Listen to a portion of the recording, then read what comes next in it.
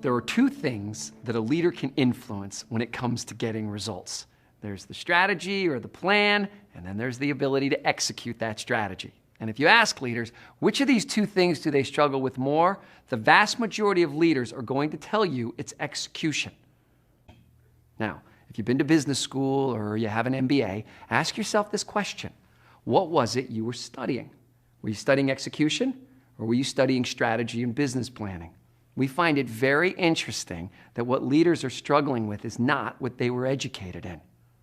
Ram Charan said that 70% of strategic failures are due to poor execution of leadership. It's rarely for lack of smarts or vision. There is one overwhelming reason why execution is as difficult as it is. Within every organization, there's a clash or a rub between two forces. The one is what we call the whirlwind or the day job. This is all the energy and attention that's needed to keep the organization running today. This is what keeps your doors open. It maintains the operation. It's what people will often refer to as the real work. The other force is the goals for moving the organization forward. These two things are not the same. They're both absolutely necessary, and they do not get along. Ask yourself this question. Would the people in my organization still be busy even if we didn't have any goals for moving the organization forward? Think about the strategies, the initiatives, the priorities that you've seen die. What killed them? Was it incompetence? Was it defiance? The vast majority of the cases that we see, they are choked or starved by the whirlwind, by the urgency of the day-to-day.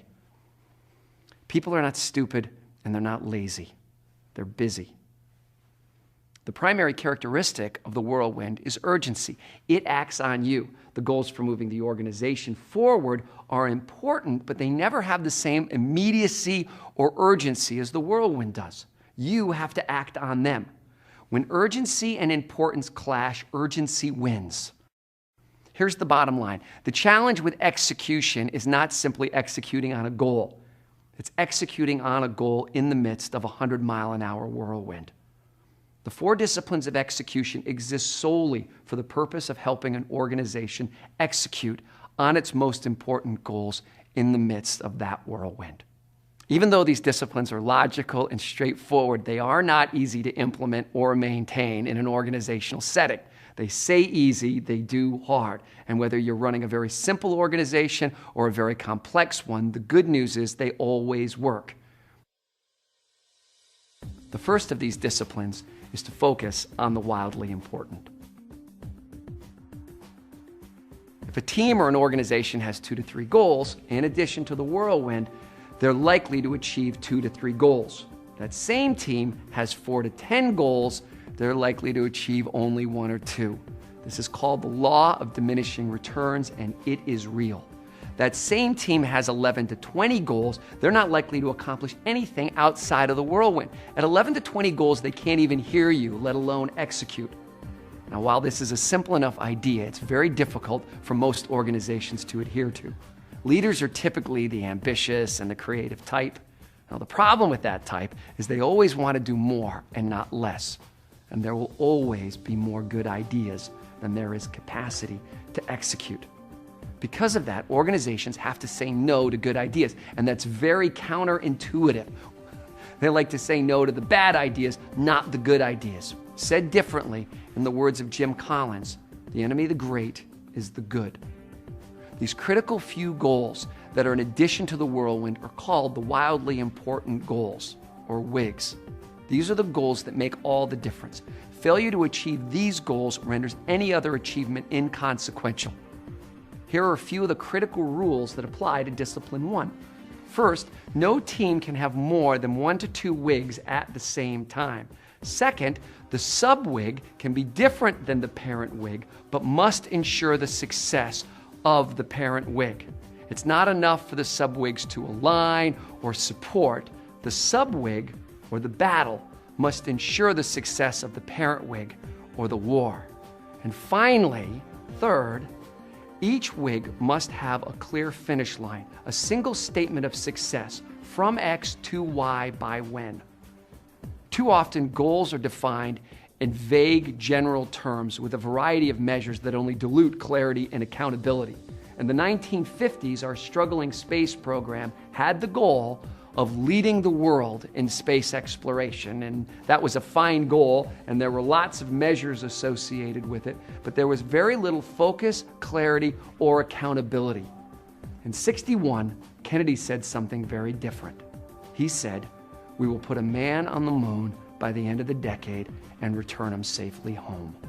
When he stated that from X to Y by when, he drew a line in the sand. Accountability went up. And interestingly enough, so did morale and engagement. Within every organization that we work, whenever we move from a half a dozen or a dozen of these "we kinda ought to" goals to one or two no matter what's, there is a tangible change in morale and engagement. There's a little switch in people's heads called game on. In Discipline 1, we want to throw that switch. The second discipline is to act on the lead measure. Once a clear finish line is established in Discipline 1, the team knows how it wins or loses. It has its lag measure. The key to execution, though, is to act on the lead measure. Now, while lag measures measure the goal, lead measures measure something that leads to the goal and something the team can influence. A lead measure is predictive of goal success, but is also influenceable by the team. This is the golden rule of execution, focusing on a predictive and influenceable measure. In a word, it is leverage. For instance, if you want to lose weight, the lag measure is weight loss. The lead measure, and there's two of them, you got it, right? Diet, calories taken in, and exercise, calories burned. They're predictive of weight loss, and they're also more directly influenceable. Here's the problem. Human beings fixate on lag measures rather than lead measures, even though the lag measure isn't directly influenceable. And they do this for two reasons. First, because the lag measure matters. That's the thing you want, or that's the thing you're accountable for. The second reason people fixate on lag measures is because lag data is always easier to get. All right, let's go back to the weight loss thing. If you've got scales in your bathroom, right, you can step on those scales and in 2 seconds you know what the data is telling you. But you probably have no idea how many calories you've eaten today, and figuring out how many calories you've burned is even more difficult. Not only are lag measures easier to measure, half the time they'll chase you down. One of our clients affectionately refers to lag measures as "oh crap" measures, because when you look at them, you're either saying "oh cool" or "oh crap," but it doesn't feel like you have a lot of influence over them.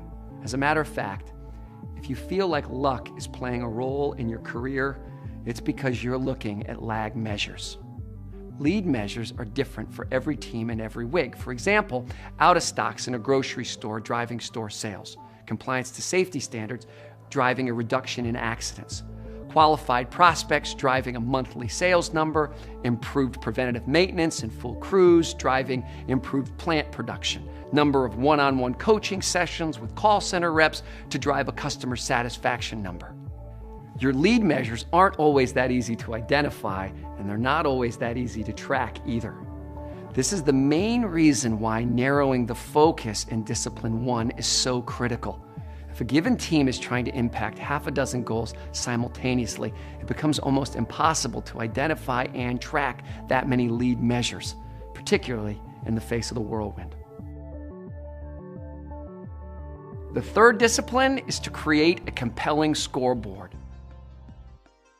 The purpose of that scoreboard is to hold the lead and lag measures from Discipline 1 and Discipline 2. And without a scoreboard, it won't take people very long to forget what the lead measure and the lag measure actually were. Now, creating a scoreboard isn't very tricky. Creating a compelling scoreboard, that's the difficult part. It needs to feel at least a little like a game. And to do that well, there are 4 rules. First, they've got to be simple. Think about how many football statistics there are and how many are actually on the scoreboard itself. This is about creating a player's scoreboard, not a coach's scoreboard. Second, it has to be visible to the players. Third, it has to show both the lead and the lag measure. I have to see that I can affect the score, that's the lead part, and that it's making a real difference, that's the lag part. And finally, most importantly, you can tell immediately if you are winning or if you are losing.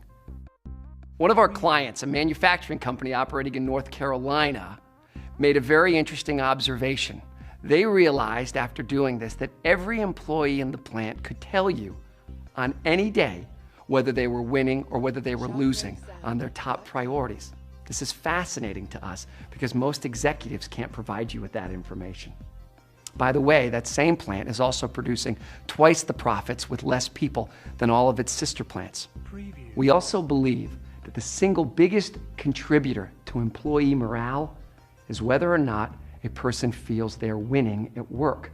Just go back in your own life and think about the time when you were most engaged or most excited about what you were doing professionally, and see if at that time you didn't feel like you were winning.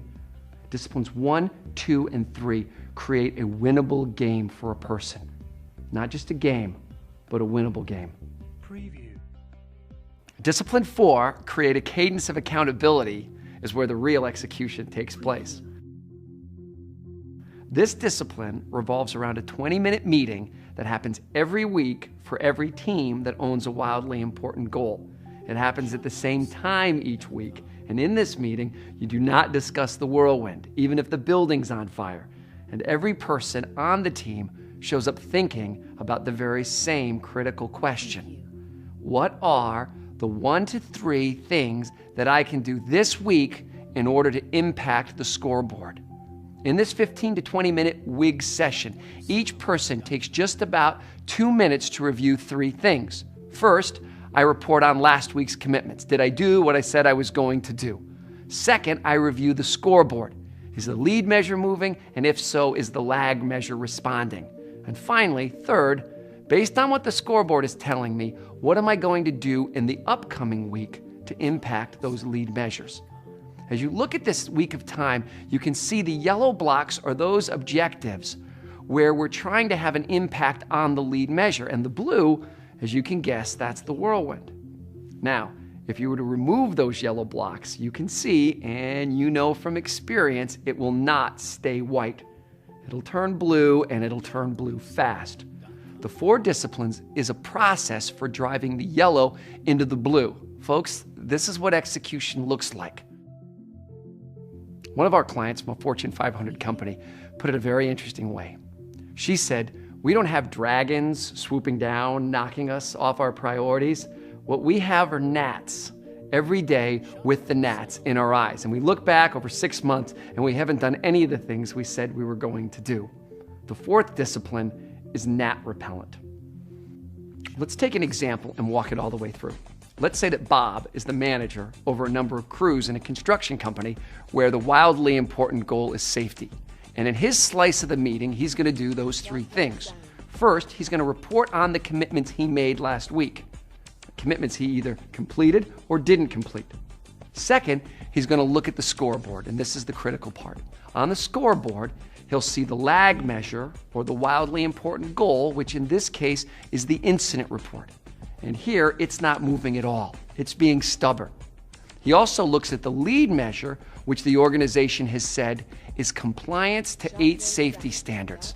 Now, as he looks at the lead measure, he can tell that while most things are okay, crews 9, 11, and 13 are not wearing their protective eyewear when they use the saws.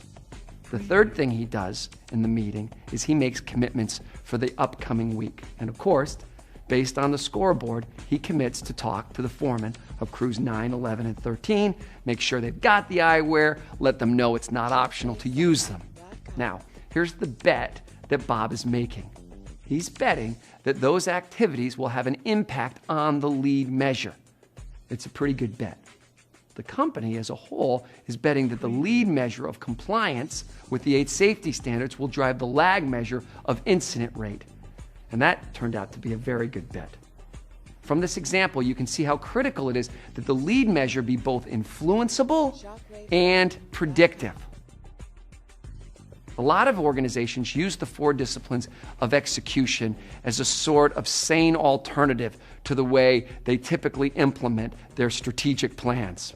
And you can see from this example that no matter how detailed a strategic plan might be, and we've seen some very detailed ones, that no strategic plan is going to tell Bob that on week 27 he needs to talk to crews 9, 11, and 13. The planning that happens with the 4 disciplines happens every week. It's just-in-time planning, and it's planning that's responsive to what the lead measure is telling you.